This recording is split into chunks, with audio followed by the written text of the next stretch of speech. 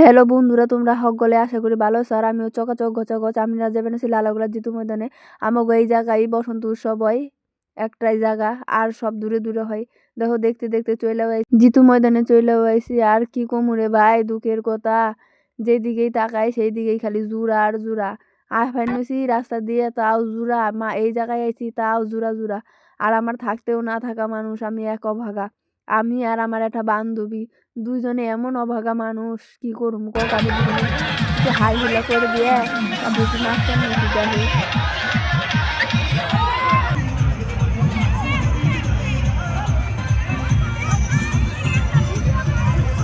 দুঃখের নাচও আসে না, লাস্টে পিসিমণিরা একটু যোগদান দিল আমাকে নাচে।